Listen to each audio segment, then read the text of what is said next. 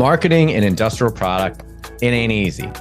But as always, we've got you covered. That's what we do here at the Niche Marketing Podcast. And we created this multi-part, multi-episode series. We're going to break down top to bottom, left to right, exactly what you do to market an industrial product.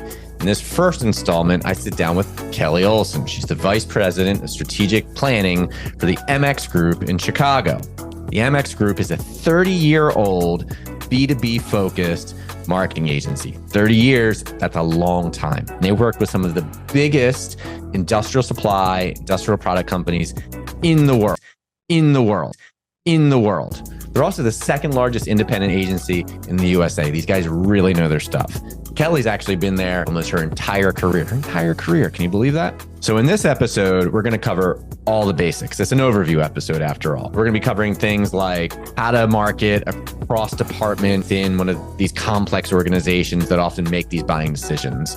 So from procurement, ESG department, R&D, operations, whatever it is. And then also how to market and build trust and credibility with all of the different players in the space. From wholesale distribution, like the Graingers of the world, to the IMRs, that's the independent rep groups that rep different product lines, the BCSs, or I think that's business contract services is what I think that stands for. We're also going to talk about ABM, or account-based marketing, which is definitely the key to successful marketing in the space. And we'll cover that age-old conundrum of how do you secure shelf space with a distribution outlet when no one's asking about your product by name? How do you get people to ask about your product by name when there's no distribution through major outlets? By the way, if you don't think branding matters in this space, think again. Branding is super critical, as Kelly's about to tell you. And if you're the type that doesn't think that it matters, you really need to stay tuned and hear what Kelly has to say. Do you love diving deep into different niches so that you can successfully market within them? Yeah, who doesn't? Then you need more content from the Niche Marketing Podcast. If you haven't already, hit the like button, subscribe now so you can get more great content where we dive super deep into different marketing niches, one niche at a time.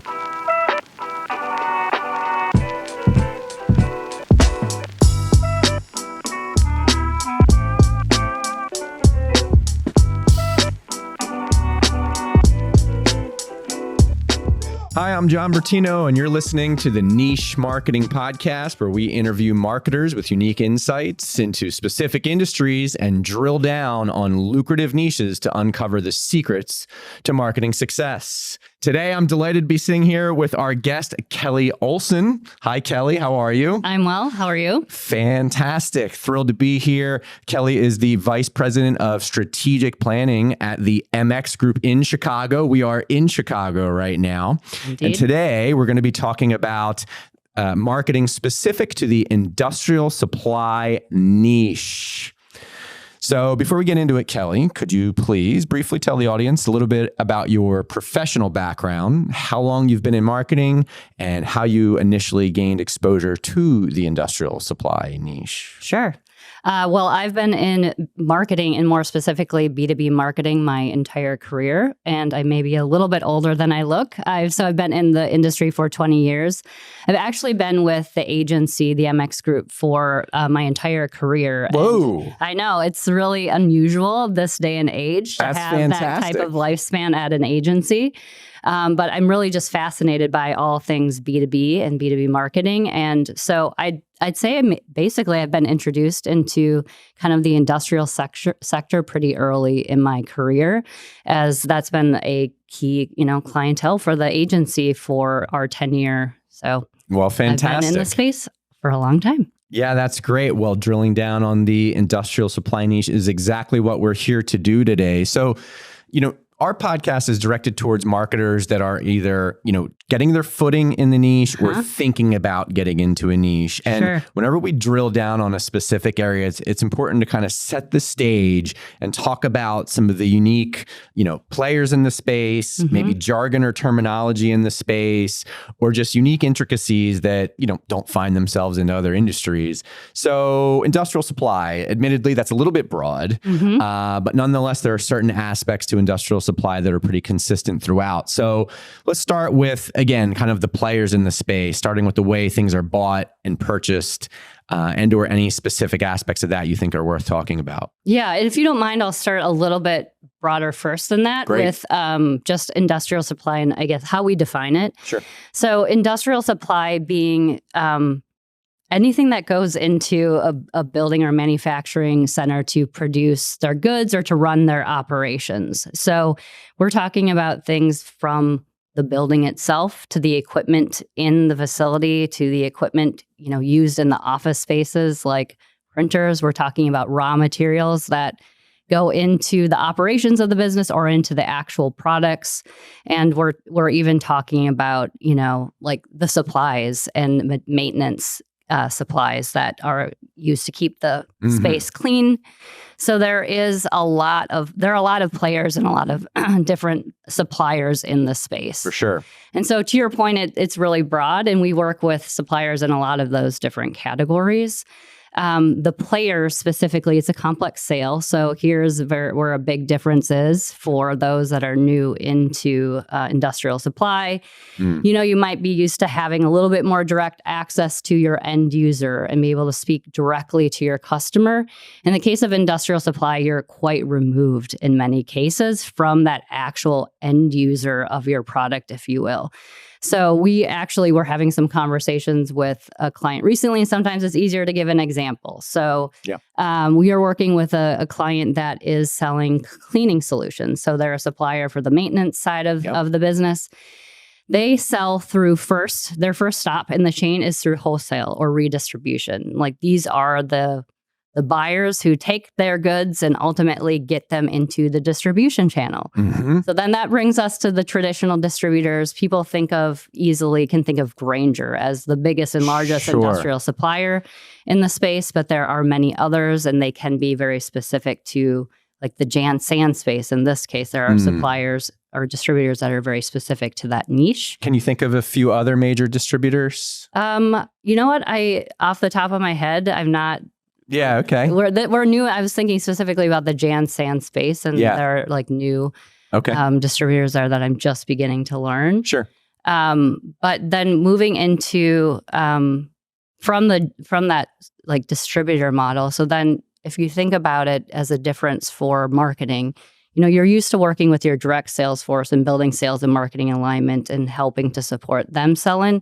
Now you have another sales team to account for in many cases, and that's a distributor sales team. Right, because they're working with the end clients, right? Exactly. So there's this whole dance of selling to them, but then also educating them up enough on the products so that they can then resell it to their customers, the end user. You got it. Yep. And then there's another group in the mix for this case. So sometimes you're talking about building contract services. So the distributors may sell directly into BSCs, are what they're called, and they are actually providing the cleaning services or outsourced maintenance for the organization's manufacturing space, office space, whatever it may be. And then ultimately, finally, right, it gets to the actual facility itself, the manufacturer, the office building, whatever you're selling into. So that's just one example of how kind of removed you are. Right. You didn't even mention the rep groups, which we can probably table for now.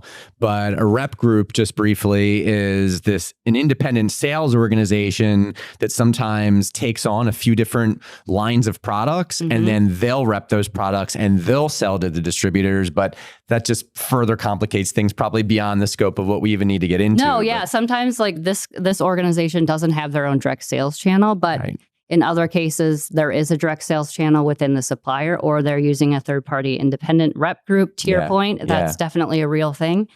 And then when you think about more on the equipment side, then you're getting more players into the mix. You're talking about contractors or architects when you're talking about building a building or refurbishing a building and you need to bring equipment in. Yeah. So there's a lot to deal with in the space. And that's why we're here to try to break it down as best we can in 30 minutes or so and help people navigate it a little bit. All right. Very good. Any other specific dynamics or unique elements of this that you think are worth covering? Well, yeah, I mean, I think we're sort of touching on it, but the biggest one is the need to think about marketing differently. Yes, there is the need to market direct, to an end user in many cases, but then there is also the marketing directly to distributors or to your third-party sales reps to educate them, to make them ambassadors for your brand. And then there is the actual enablement of those, distributor sales reps or the actual third-party reps to speak on your behalf. So how do you market actually through them? What are the tools and education, training, things that they need in order to be successful selling your products? All roads lead back to content, don't they? Oh, yes. Yeah. Indeed. Yes. All right. Terrific. And so just at a high level, again, industrial supply, very broad, but, part of what we want to make sure we accomplish is that marketers that are looking at the space, maybe thinking about niching down their agency into the space or just interested in gaining market share in the space, they want to understand the opportunity. So, suffice to say, some of the deal sizes associated with this can be quite large, right? I mean, It's one thing to help a manufacturer sell their product directly to an end user, and obviously the price points for those products could be anywhere. But when it comes to selling directly to distribution, we're talking about usually some pretty sizable wins, right? I mean, to get Grainger to adopt your line could be a massive win worth thousands of dollars, yeah? Yes, yeah. I mean, absolutely. They're supplying.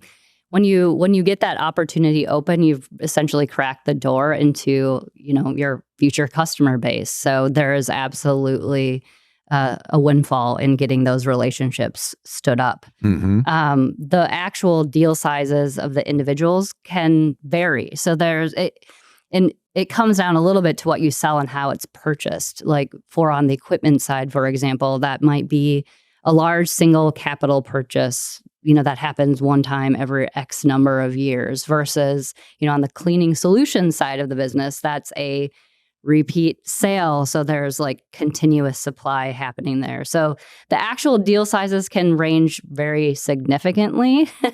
But absolutely, when you get that mind share, when you win over those distributors and they are, messaging and marketing on your behalf, it opens up a lot of opportunity. It's hard to quantify it though. Yeah. My original foray into the space, which was very early on in my career, even before I really was in marketing, I guess you could say at the very beginning of it, I was working for a prescription safety eyewear purveyor, really a service provider, but we also sold non-prescription, which we called in the space planos.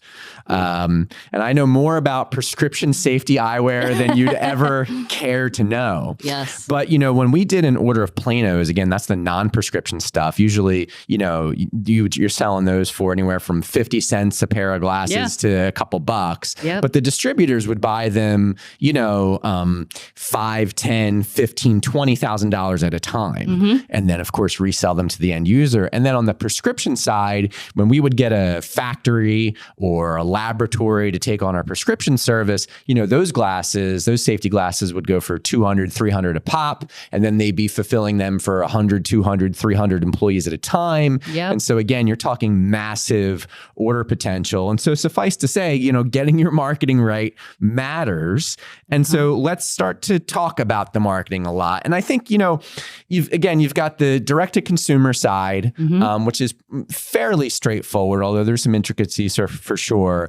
But then the B2B side, getting the distributors to take it on or winning those large accounts can be quite complicated. So where do you start? What are some of the first things that marketers should be aware of or starting to lean into to try to break into the space?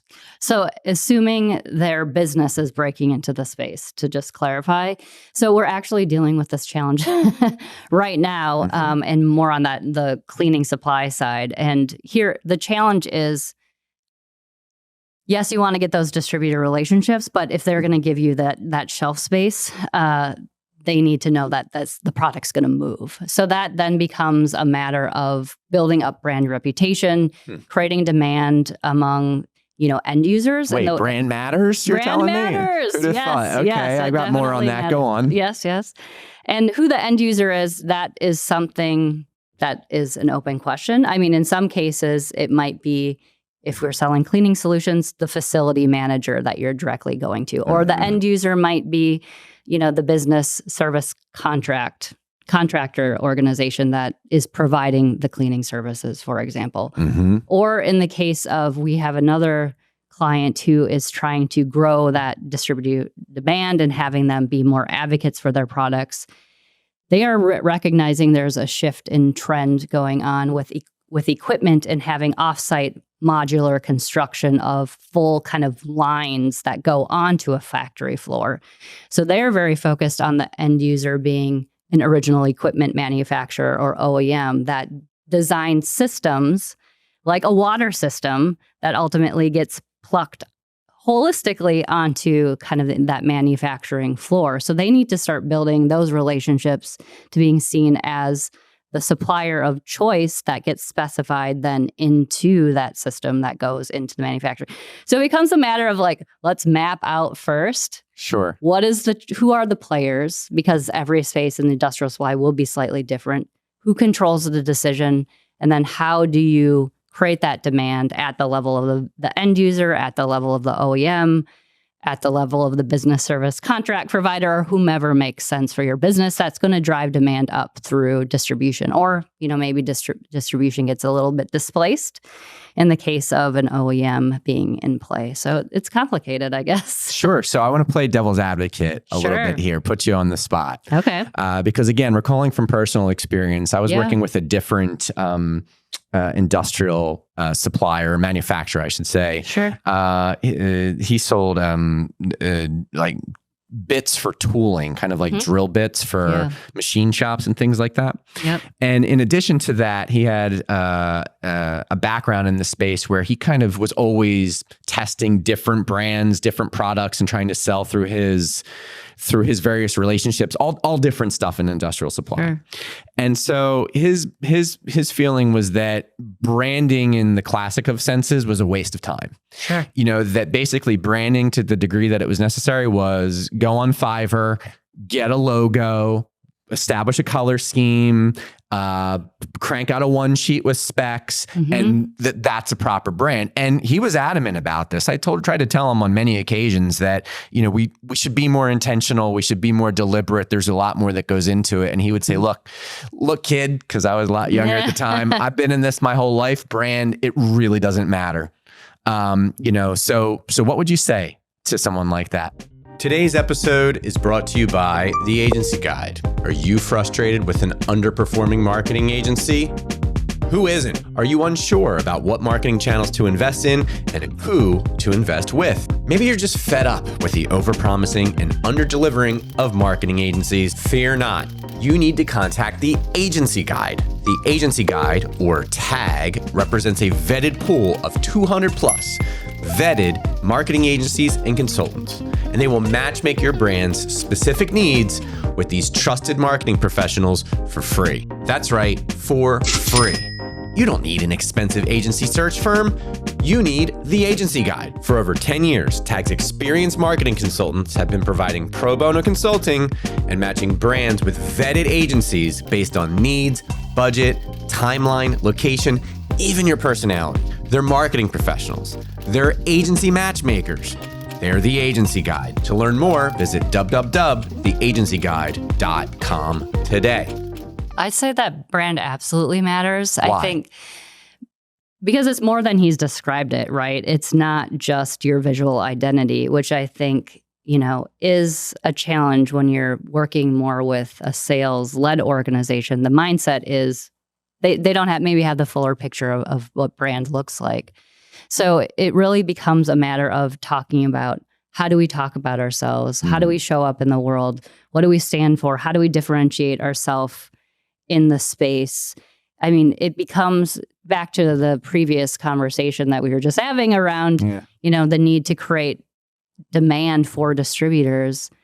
If that demand is to exist, people have to understand why they would choose your widget over another widget. But I'm selling drill bits. I'm selling cleaning supplies, right? Yeah.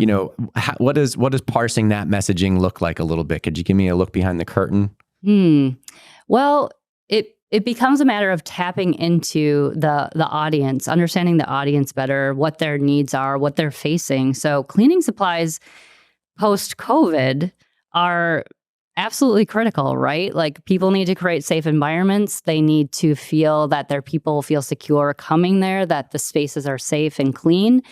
So that can be an absolute differentiator. And if there is a brand that can stand for that level of cleanliness and safety and comfort and confidence and being at an office space or in a manufacturing center, that's a big deal and a big differentiator that's going to matter more than just does it wipe down as good as the other thing, which it certainly needs to do that too. But sure. Yeah. So there's a keyword research, I think, component to this, right? Absolutely. And that's the SEO background in me talking of like, us SEOs talk in terms of keywords, brand marketers usually talk more in terms of like questions, concerns, but same idea of like doing that research on first segmenting out those personas. Yep. And then doing a deep dive on those different personas, emphasis on the different part, right? Yeah, absolutely. And then doing the research around what are they asking? Why are they asking? What are the challenges they're trying to solve? So on and so forth. Yeah, that's a big belief of ours for sure. That's absolutely critical, both for messaging and then understanding how they want to buy and how that needs to be enabled, either directly through the supplier or as a way that you need to enable the channel partners to support that buying process. And a lot of that comes back to content, doesn't it? Mm-hmm. And I think content's one of these words that it's used in so many different ways, understandably so, and just gets thrown around so much. But like specifically, if I'm in charge of marketing that product or service, I need to start to build assets that accomplish that speak to the target segment or persona and then accomplish what I'm trying to accomplish. And that's not always a blog post, is it? No, right? Absolutely So let's talk about some of the different types of content and ways you've worked with clients to create different types of content to work the channel. Yeah, absolutely. So I guess maybe where we begin is to do what you said, which is dig in, understand the actual buyers themselves, do research.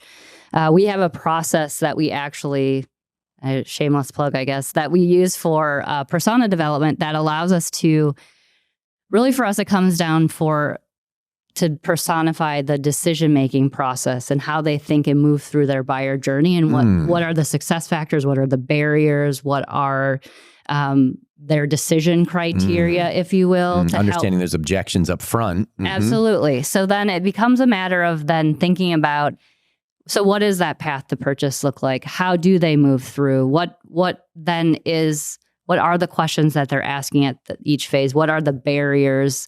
And then how do we produce, content to support it? Like specifically then it might be your traditional work to do, digital media, running that and creating awareness in the space broadly. That's probably very consistent with what, marketers might see and do generally.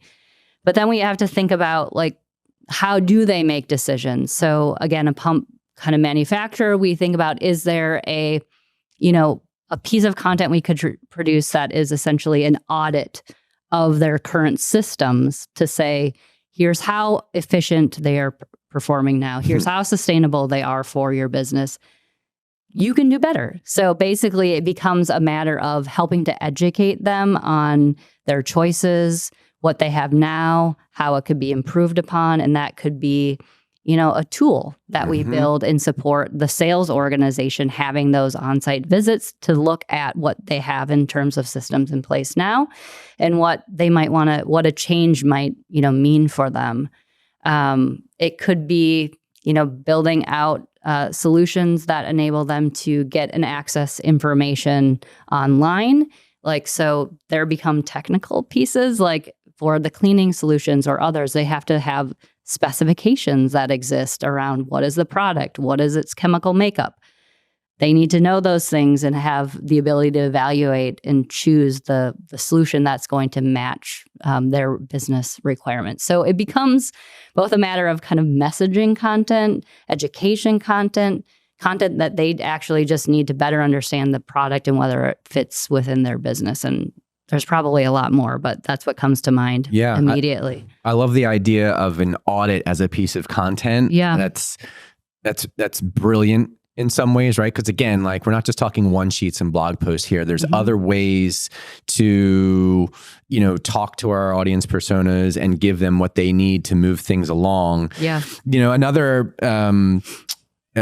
element of in terms of like personas again is procurement, right? Which is its own beast. Again, having firsthand experience and knowledge in the space, dealing with a professional buyer, a procurement agent is its own challenge. And they're looking at things so much differently than say the health and safety inspector, right? Sure. So radically different types of content and information need to be built for each one of those audiences. Absolutely. That's a really great point. Another example is we work with a client who sells fiber-based packaging. So their package becomes a part of the end product. So that, and procurement is a big buyer for them for sure. And a thing that we find working there is that procurement buyer needs some education. They are strategically minded. They care about the goals of their organization and more as it relates to this being fiber, we have a strong sustainability story. So they're even now thinking about and measured on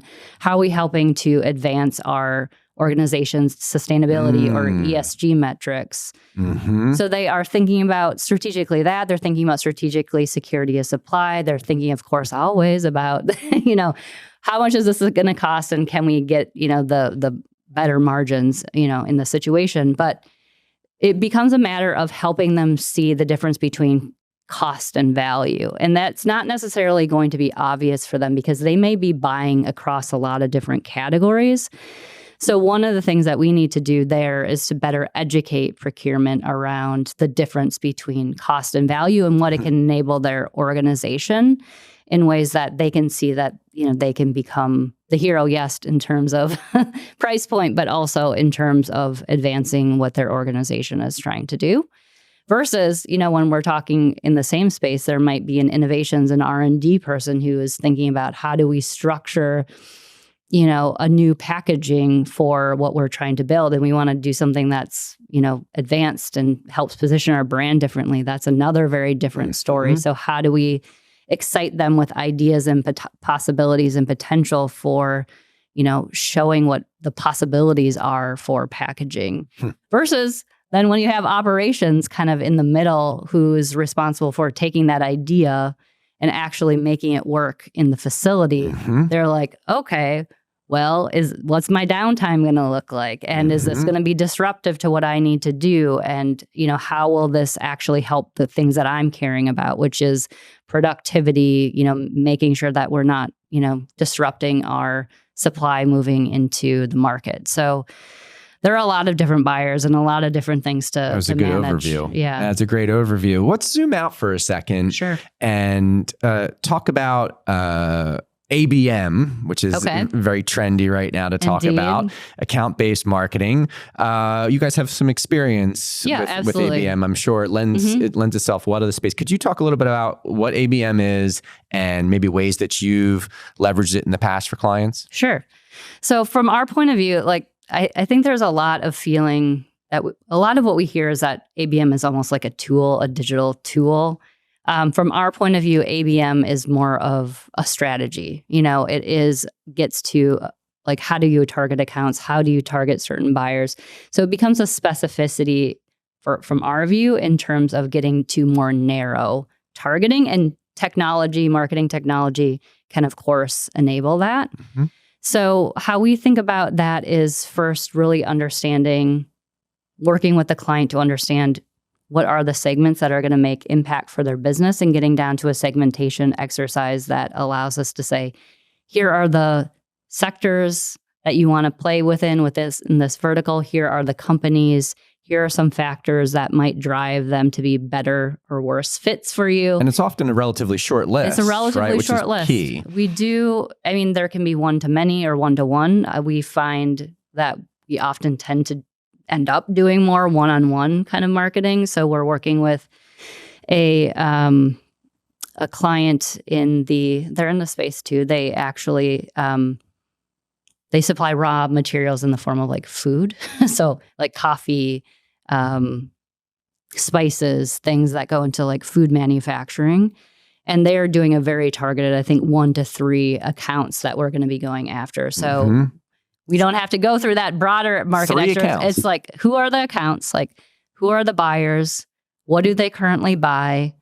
What is the potential opportunity to expand those relationships into other areas for our business? What are their social channels? Where do they live? How many kids do they have? What's their favorite sports team? And then it becomes a matter of crafting content that's a bit more custom and personalized to that. More diplomatic than the way I said it. Yes. Like, what do they like? Yeah, absolutely. So then we get into content creation, and we like to keep a view for templatizing, if you will. Like, what is a structure or construct that we can build so that we can create a tool that is usable but has components within it that enable more pure customization and personalization, so that we do one-on-one, but we do also create a foundation that can be scalable and can be taken into other accounts in the future with obviously some tweaks. And then it becomes surrounding them. Like, so how do you get this messaging there, leveraging your, the channels you might always be used to, which is digital channels, but then also how do we pull in the sales organization to be part and parcel of those conversations? So enabling those kind of direct conversations through sales teams or the channel partners. Okay. Well, with the time we have left, let's talk about any specific situations with MX Group. Sure. And we haven't talked about MX much, but again, headquartered in Chicago, fairly large agency, right? Yeah, we're the second largest independent agency in the U.S. So wow. Yeah. Okay. Roughly how many employees?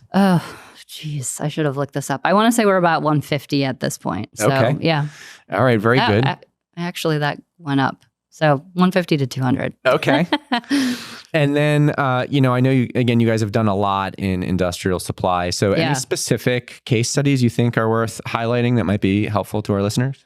I guess I'll just touch on a couple. Back to kind of the brand conversation, I think brand is becoming increasingly important. So, that packaging organization that I talked about, we've worked with them to reimagine what their brand stood for in the market. And that was kind of from the ground up of defining what is their brand position, what is their visual ID. Let me interject real quick. Yeah. What type of packaging for what type of product? Sure. It's fiber-based packaging, and they sell primarily to like CPG manufacturers, food, beverage, health and beauty. Got it. Yes. So we helped them. It's an interesting time to be in that space with the whole push towards sustainability, reducing single-use plastic. There's really a tremendous opportunity for them to grow their business, as well as to do really good in the world, which we're also obviously excited about. If you think about the scale of their clients and the reach of their clients and reduction of plastic in that way, the potential for like actually having a big impact on the global environment is enormous. So that was a big pride point for them. So it became then a discussion around how do we leverage that to excite internal employees, to build a sort of an employer brand to help quantify what we stand for within the organization, and to help with recruitment and to help with retention, which is another kind of big topic, as well as to clarify in the market, that they're there, that they're entering new markets like beyond.